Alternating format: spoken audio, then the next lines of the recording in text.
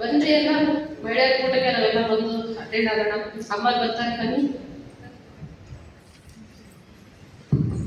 Price ನೋಡಮ್ಮ, ಹೇಗಿದ್ದೀರಿ? ನಿಮ್ಮ ಕುಟುಂಬ ಮಕ್ಕಳೆಲ್ಲ ಚೆನ್ನಾಗಿದ್ದಾರ? ಓಕೆ.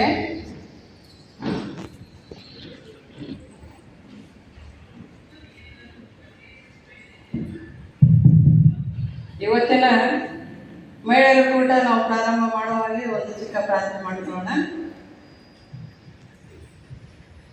ಪರಿಶುದ್ಧನಾದ ತಂದೆ ಇದ್ದೇವೆ, ಸ್ತೋತ್ರ ಹೇಳ್ತೇವೆ. ಈ ಸಮಯದಲ್ಲಿ ನಮ್ಮ ಮಹಿಳೆಯರ ಕೂಟವನ್ನು ನೀನು ಆಶೀರ್ವಾದ ಮಾಡು.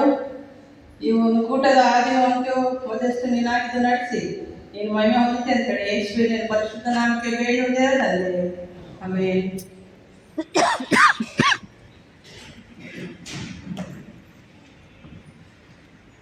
ಇವತ್ತಿನ ವಾಕ್ಯವು ಹೀಗಿದೆ: ದೇವರೇ ನಮ್ಮನ್ನು ಕಟಾಕ್ಷಿಸಿ ಆಶೀರ್ವದಿಸು, ಪ್ರಸನ್ನ ಮುಖದಿಂದ ನಮ್ಮನ್ನು ನೋಡುವುದು. ಅಮ್ಮ ಪ್ರಿಯರೇ, ಇವತ್ತಿನ ಮಹಿಳೆಯರ ಕೂಟ ಮುಕ್ತಾಯವಾಗಿದೆ. ಮತ್ತೆ ನೀವು ಮುಂದಿನ ವಾರ ಬರುವಾಗ ಮತ್ತಾಯ ಬರೆದ ಸುವಾರ್ತೆ 25ನೇ ಅಧ್ಯಾಯ 1ರಿಂದ 13ನೇ ವಚನವರೆಗೂ ಓದಿಕೊಂಡು ಬನ್ನಿರಿ. ಯಾಕಂದರೆ ಅದರ ವಿಷಯದಲ್ಲಿ ನಾವು ಕೆಲವು ವಿಷಯಗಳನ್ನು ಚರ್ಚೆ ಮಾಡೋಣ ಮತ್ತು ಅದನ್ನು ನಾವು ಧ್ಯಾನ ಮಾಡೋಣ ಮತ್ತು ಅದನ್ನು ನಾವು ಹೃದಯಪೂರ್ವಕವಾಗಿ ಆ ವಾಕ್ಯದ ಅರ್ಥ ಮಾಡಿಕೊಂಡು ಅದರಂತೆ ನಡೀಲಿಕ್ಕೆ ದೇವರು ನಮ್ಮನ್ನು ನಿಮ್ಮನ್ನು ಎಲ್ಲರನ್ನು ಸಹಾಯ ಮಾಡಲಿ ಅಂತೇಳಿ ನಾನು ನಿಮ್ಮಲ್ಲಿ ಪ್ರಾರ್ಥನೆ ಮಾಡಿಕೊಡ್ತೇನೆ. Thank you.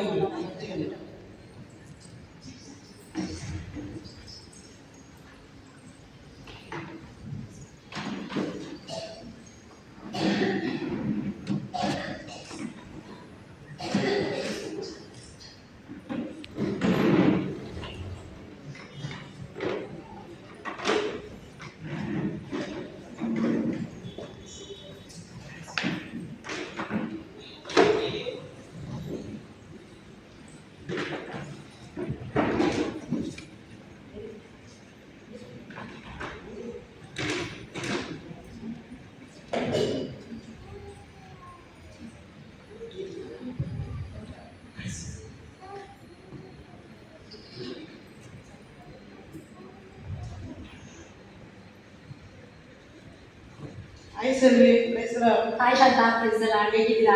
ನಾನು ಚೆನ್ನಾಗಿ. ನೀವು? ದೇವ್ರ ಕೃಪೆಯಿಂದ ನಾನು ಚೆನ್ನಾಗಿದ್ದೀನಿ ಶಾಂತ.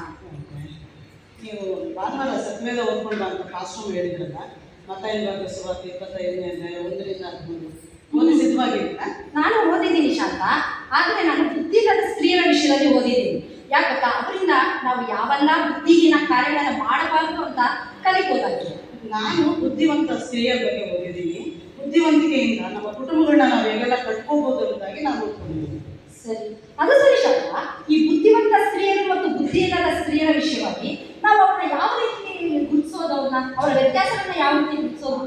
ಅಂದ್ರೆ ಯಾರು ಯೆಹೋವನಿಗೆ ಭಯಪಡ್ತಾರೋ ಅವ್ರು ಬುದ್ಧಿವಂತರು, ಯಾರು ಯೆಹೋವನಿಗೆ ಭಯಪಡೋದಿಲ್ವೋ ಅವ್ರು ಬುದ್ಧಿ ಇಲ್ಲದವರು. ಓ ಹಾಗೆ.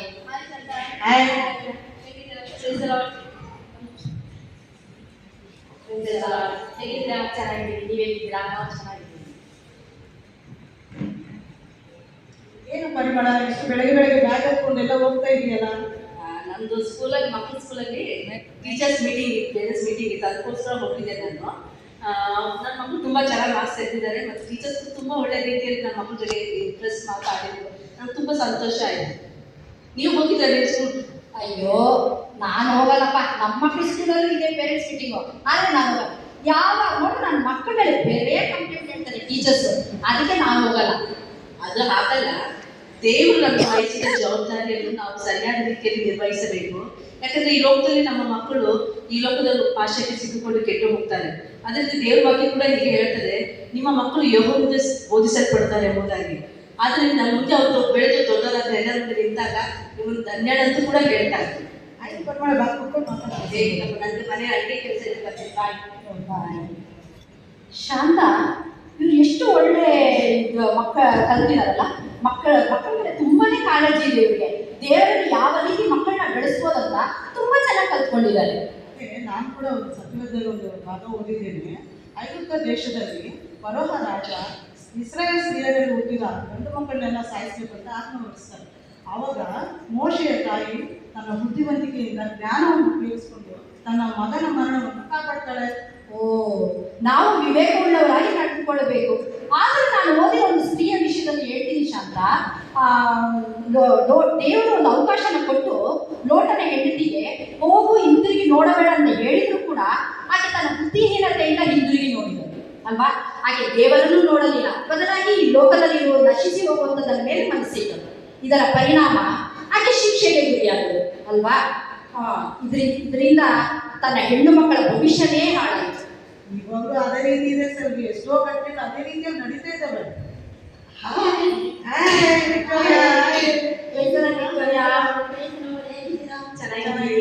ಏನ್ ಸಮಾಚಾರ? ತುಂಬಾ ಪಳಪಳ ಅಂತ ಹೊಡಿತಾ ಇಲ್ಲ.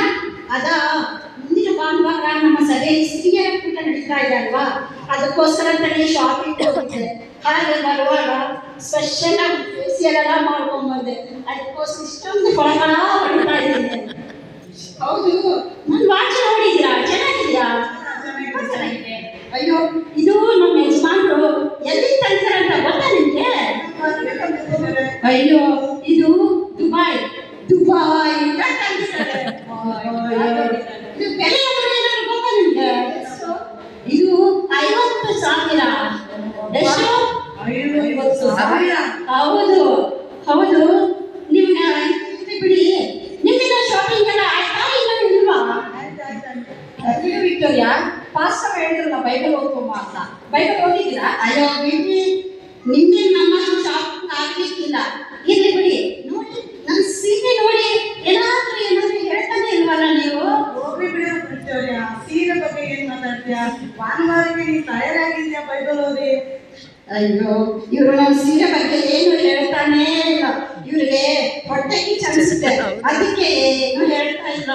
ಇರ್ಲಿ, ಇನ್ನೊಂದು ವಿಷಯ ಗೊತ್ತಾ ನಿಮ್ಗೆ? ನಾನು ಅದೇ ಭಾನುವಾರ ಕೊಟ್ಟಕ್ಕಂತ ಒಂದು ಹೊಸ ಸೀರೆ, ಎಕ್ಸ್ಪೆನ್ಸಿವ್ ಡಿಸೈನ್ ಸಾರಿ ತಗೊಂಡಿದ್ದೀನಿ. ಗೊತ್ತಾ ನಿಮ್ಗೆ? ಅದೇನಾದ್ರೂ ನೀವು ನೋಡಿದ್ರೆ ಆಯ್ತು, ಅಷ್ಟೇ ಶಾಕ್ ಆಗಿ ಹೋಗ್ಬಿಡ್ತೀರಾ. ಇರ್ಲಿ, ನಮಗೆ ಟೈಮ್ ಆಯಿತು ನೋಡಿ. ನಾನು ಇನ್ನು ಎಷ್ಟೊಂದು ಶಾಪಿಂಗ್ ಮಾಡೋಕ್ಕಿದೆ. ಬರಲ್ಲ ನಾನು. ಬಾಯ್.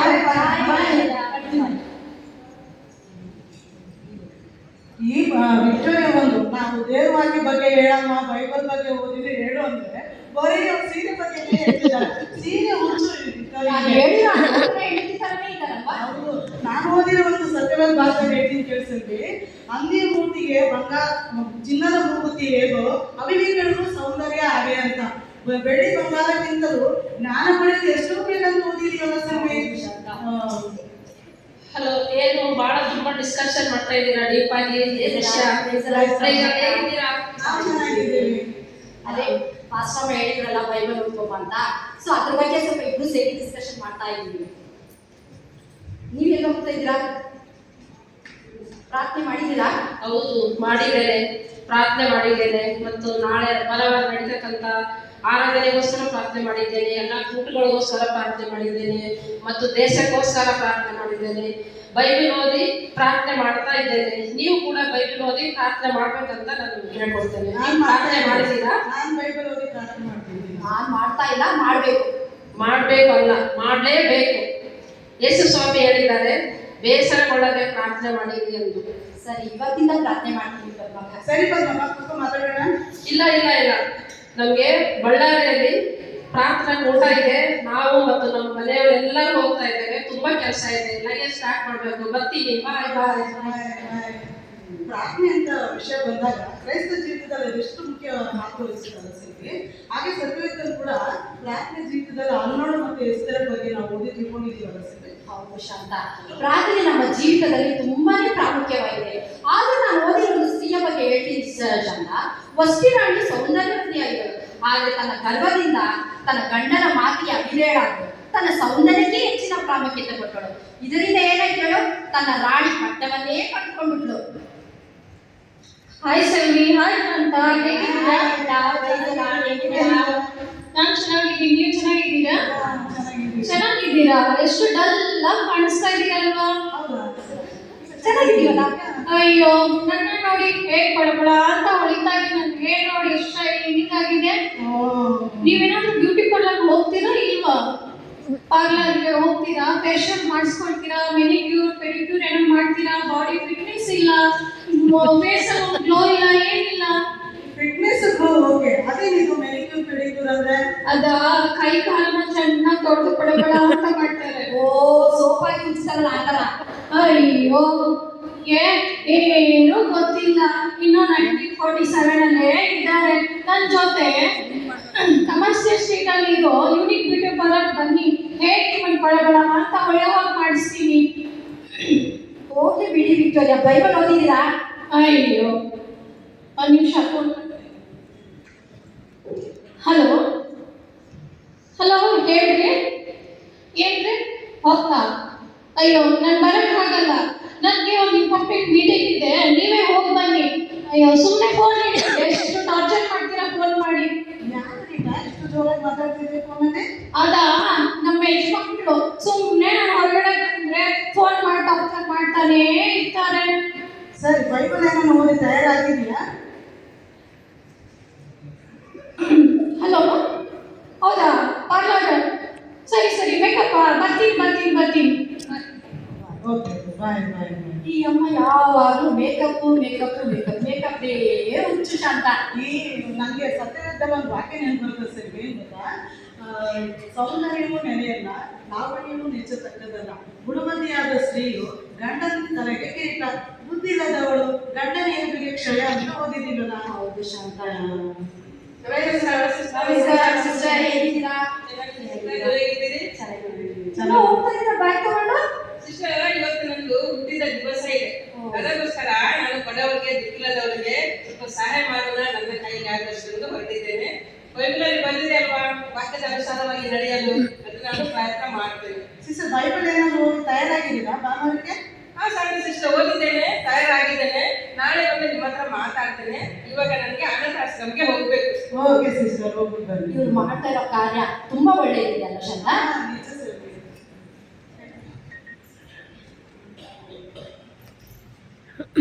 ನನಗೆ ಗೊತ್ತು ಶಾಂತ, ಇವಾಗ ನೀವು ಏನ್ ಕ್ವಶನ್ ಮಾಡ್ತೀರಾ ಅಂತ. ಇವರಿಂದ ನೀವು ಏನ್ ಪಾಠ ಕಲ್ತ್ರಿ ಅಂತ ತಾನೇ? ನನಗೆ ಗೊತ್ತಿಲ್ಲ, ನೀವೇ ಹೇಳಿ. ಏನಂದ್ರೆ, ಶೂನ್ಯಮ ಸ್ತ್ರೀಯರು ದೇವ ಸೇವಕರಿಗೆ ಸಹಾಯ ಮಾಡೋದ್ರಿಂದ ಮಕ್ಕಳು ಇರ್ತಿದ್ರು, ಮಕ್ಕಳ ಭಾಗ್ಯವನ್ನು ಕಳ್ಕೊಂಡು ಅಂತ ಓದಿದೀವಲ್ಲ ಸೆಲ್ವಿ. ಹೌದು ಶಾಂತ, ನಾವು ಕೂಡ ಈ ಒಳ್ಳೆ ಕಾರ್ಯಗಳನ್ನ ಅಳವಡಿಸ್ಕೊಳ್ಬೇಕು. ಆದ್ರೆ ನಾನು ಓದಿರೋ ಒಂದು ಸ್ತ್ರೀಯ ಬಗ್ಗೆ ಹೇಳ್ತೀನಿ. ಯೋಗನ ಹೆಂಡತಿ ಎಲ್ಲ ದೇವರಿಂದ ಅನೇಕ ಆಶೀರ್ವಾದಗಳನ್ನು ಪಡೆದುಕೊಂಡರು. ಜೀವಿತದಲ್ಲಿ ಸ್ವಲ್ಪ ಪರಿಸ್ಥಿತಿಗಳು ಬದಲಾದ ತಕ್ಷಣ ಏನ್ ಮಾಡಿದಳು? ದೇವರನ್ನು ದೂಷಿಸಿದಳು, ತನ್ನ ಗಂಡನನ್ನು ದೂಷಿಸಿದಳಲ್ವಾ? ಸರಿ ಸರಿ, ಯಾರ್ಯಾರು ಮಾತಾಡೋದು? ಸರಿ, ನಂದು ನನಗೆ ಅದು ಇವ್ರು ಬೇರೆ. ಹೇಳ್ರಿ ಹೇಗಿದ್ದೀರಾ? ನಾವ ಚೆನ್ನಾಗಿದ್ದೀವಿ. ಅದೇ ಏನ್ರಿ ಕೇಳ್ತೀರಾ, ನಮ್ಮ ಮನೆ ಪಕ್ಕದವರು ಕಸ ತಂದು ನಮ್ಮ ಮನೆ ಮುಂದೆನೇ ಹಾಕ್ತಾರೆ. ಯಾಕೆ ಸುಮ್ಮನೆ ಇಷ್ಟು ಸಿಟ್ಟಲ್ಲಿ ಇದೆಯಾ ನೀನು? ಎಷ್ಟು ಹೇಳ್ರಿ ಕೇಳ್ತಾ ಇಲ್ಲ ರೀ. ಕಸ ತಂದು ಹಾಕ್ತಾ ಇದ್ರೆ ನಾನೇನಾದ್ರು ಹೇಳಕ್ ಹೋದ್ರೆ ನಾನು ಕೆಟ್ಟವಳು ಆಗ್ತಾ ಇದ್ದೀನಿ. ನೋಡಿ, ನಮ್ಮ ಮನೇಲಿ ಒಂದು 3 ಇದಾವೆ. ದೊಡ್ಡದಂತ ನನ್ನ ಮಾತೇ ಕೇಳಲ್ಲ. ಚಿಕ್ಕ ಇದಾವೆ, ನಾನು ಏನ್ ಹೇಳಿದ್ರು ನನ್ನ ಮಾತೇ ಕೇಳಲ್ಲ. ಬರೀ ಅವ್ರಿಗೆ ಸಪೋರ್ಟ್ ಮಾಡ್ತಾರೆ. ನನಗಂತೂ ಕಸ ಬೆಳೆದು ಸಾಕಾಗೋಗಿದೆ. ಅದು ಇದು ಅಂತಿಲ್ಲ, ಯಾಕೆ ಹೇಳ್ತಾರೆ? ಅದೇ ನಮ್ಮ ಮನೆಯವರು ನಮ್ಮ ಮಕ್ಕಳ್ರಿ. ಓಕೆ, ಬೈಬಲ್ ಏನಾದ್ರು ಓದಿದ್ಯಾ? ಏನ್ ಬೈಬಲ್ ಓದೋದ್ರಿ? ನೀವು ಸುಮ್ಮನೆ ನನ್ನ ಕಷ್ಟ ನನಗೆ, ನೀವು ಬೇರೆ ಬೈಬಲ್ ಓದಿದ್ರಾ ಅಂತಿದ್ರ. ಎಲ್ಲಾ ಕಸ ತಂದು ಹಾಕ್ತಾನೆ ಇದ್ದಾರೆ. ಕಸ ತಂದು ನಿಮ್ಮ ಮನೆ ಮುಂದೆ ಹಾಕಿದ್ರೆ ನಿಮ್ಗೆ ಗೊತ್ತಾಗೋದು ಏನಂತೆ, ನಿಮ್ಗೂ ಬುದ್ಧಿ ಬರುತ್ತೆ. ಅಯ್ಯೋ ಯಾರೇನೇ ಕಸ ಬಂಡೆ ಸೋಲು ಬಾಯಿ ನೋಡೋ ಸರ್, ಎಷ್ಟು ಜನರಂಗೆ ಇದ್ದಾರೆ ಈ ಸೋಲು. ಶಾಂತ, ಬಾಯಿ ಈ ತರ ಇರೋದ್ರಿಂದಾನೆ ಅವ್ರ ಕಸ ಎಲ್ಲ ತಂದು ಇವ್ರ ಮನೆ ಮುಂದೆ ಹಾಕ್ತಾ ಇದ್ದಾರೆ. ನಿಜ. ಅದೇ ಬೈಬಲಲ್ಲಿ ಒಂದು ವಾಕ್ಯ ಇದೆ, ಅಜ್ಞಾನಿಯಾಗಿ ಕೂಗುವುದಕ್ಕಿಂತ ಬುದ್ಧಿಯನ್ನು ಪ್ರೀತಿ ಪೂರ್ವಕವಾಗಿ ಹೇಳುವಂತ ಒಂದು ವಾಕ್ಯ ಇದೆ. ಅದೇ ಸವಿ ನುಡಿ ಜೇನು ಕೂಡ ಹೌದು. ಆಯ್ತು, ಹೇಗಿದ್ಯಾ? ಏನ್ ಸಮಾಚಾರ? ಬೈಬಲ್ ಓದಿದ್ಯಾ? ಅಯ್ಯೋ, ಬೈಬಲ್ ಓದಕ್ಕೆ ಎಲ್ಲಿ ಟೈಮ್ ಇದೆ? ನಾನು ಸಖತ್ತಾಗಿ ಟಿವಿ ನೋಡ್ತೀನಿ. ಬಿಗ್ ಬಾಸ್ ನೋಡ್ತೀರಾ? ಬಿಗ್ ಬಾಸ್ ನೋಡ್ತೀರಾ? ಎಷ್ಟು ಚೆನ್ನಾಗಿದೆ ಗೊತ್ತಾ? ಗಿಲ್ಲಿ ಇದ್ದಾನೆ, ರಂಜಿತಾ ಇದ್ದಾನೆ, ನಮ್ಮ ಊರ್ ಕಡೆ ಮಲ್ಲಮ್ಮ ಕೂಡ ಇದ್ದಾರೆ. ಓದಿದ್ಯಾ ಪದ್ಮನಿನ ಬೈಬಲ್? ಎಲ್ಲ ಓದೋದ್ರೆ ನನಗೆ ಬಿಗ್ ಬಾಸ್ ನೋಡೋದು ತುಂಬಾ ಇಷ್ಟ. ಬಿಗ್ ಬಾಸ್ ಚೆನ್ನಾಗಿ ನೋಡ್ತೀನಿ. ನಾನು ಹೋಗ್ಬೇಕಂತ ಪ್ರಯತ್ನ ಮಾಡ್ತೀನಿ. ಬಿಗ್ ಬಾಸ್ ಓದಿದ್ಯಾ ನೀನು? ನೋಡೋ ಟೈಮ್ ಆಯ್ತು. Okay bye. ನೋಡಿಸ್ಬೇಕು ನಾವು ದೇವರಿಗೆ ಬಗ್ಗೆ ವಾಕ್ಯದಲ್ಲಿ ಹೀಗೆ ಹೇಳಿದ್ದಾರೆ ಧರ್ಮೋಪದೇಶ ಅಂತೇಳಿ, ಅದನ್ನ ಇಸ್ರಾಯೇಲ್ರು ಯೆಹೋವ ದೇವರಿಗೆ ಪೂರ್ಣ ಹೃದಯದಿಂದ, ಪೂರ್ಣ ಪ್ರಾಣದಿಂದ, ಪೂರ್ಣ ಶಕ್ತಿಯಿಂದ ಆರಾಧಿಸಬೇಕೆಂಬುದಾಗಿ ಅದನ್ನ ನಿಮ್ಮ ಮನೆ ನಿಲುಪಟ್ಟಿಗಳ ಮೇಲೆ ಕಟ್ಟಿ, ನಿಮ್ಮ ಮನೆ ಮೇಲೆ ಕಟ್ಕೊಡ್ರಿ, ನಿಮ್ಮ ಕೈಗಳಲ್ಲಿ ಕಟ್ಕೊಡ್ರಿ ಅಂತೆಲ್ಲ ಬಂದಿದ್ದಾರೆ. ಆದ್ರೆ ಇವರು ಆ ಟಿವಿನೇ ಹೃದಯದಲ್ಲಿ ಇಟ್ಕೊಂಡಿದ್ದಾರೆ. ಹೆಂಗೆ ಜೀವನ ಮಾಡ್ತಾರೋ ಗೊತ್ತಿಲ್ಲ. ಸೊ ಇಷ್ಟೊತ್ತವರೆಗೂ ನಾವು ಎಷ್ಟೊಂದು ಮನಸ್ಥಿತಿಗಳ ಬಗ್ಗೆ ನಾವು ನೋಡ್ಕೊಂಡಿದ್ದೀವಲ್ಲ ಸರಿ. ಒಂದೇ ಸಭೆಯವರು ನಾನಾ ವಿಧವಾದ ರೀತಿಯಲ್ಲಿ ತಯಾರಾಗಿದ್ದಾರೆ. ಅನೇಕ ಮನಸ್ಥಿತಿಗಳ ಬಗ್ಗೆ ನಾವು ಅರ್ಥ ಮಾಡ್ಕೊಂಡಿದ್ದೀವಲ್ಲ ಇವಾಗ. ಸರಿ ಶಾಂತ, ಇಷ್ಟೊತ್ತು ಮಾತಾಡಿದ್ವಿ, ಟೈಮ್ ಆಯ್ತು. ಬನ್ನಿ ಏನಾರ ಟೀ ಕಾಫಿ ಏನಾರ ಕುಡಿಯೋಣ. ಬೇಡಪ್ಪ, ನಾನು ಮನೆಗೆ ಹೋಗಿ ನಾನು ಬೆಲ್ಲ ಮಾಡಿ ಬೆಲ್ಲದ ಕಾಫಿ ಕುಡಿಬೇಕಂತ ಇಷ್ಟ ನನಗೆ. ಸೊ ನಾನು ಮನೆಗೆ ಹೋಗಿ ನಾನು ಕಾಫಿ ಆಯ್ತು ಕುಡಿಬೇಕು. ಶಾಂತ, ನಾನು ಕೂಡ ಹೋಗ್ಬೇಕು. ನಮ್ಮ ಯಜಮಾನ್ ಊರಿಗೆ ಹೋಗ್ತಾ ಇದ್ದಾರೆ, ಲಗೇಜ್ ಎಲ್ಲ ಪ್ಯಾಕ್ ಮಾಡ್ಬೇಕು. ಆಯ್ತು, ಮತ್ತೆ ನಾನು ಸಂಡೆ ಸಿಗ್ತೀನಿ. ಆಯ್ತಾ? ಶಾಂತ, ಥ್ಯಾಂಕ್ ಯು. ಇಷ್ಟೊತ್ತವರೆಗೂ ನಾವು ನೋಡಿರುವ ಒಂದು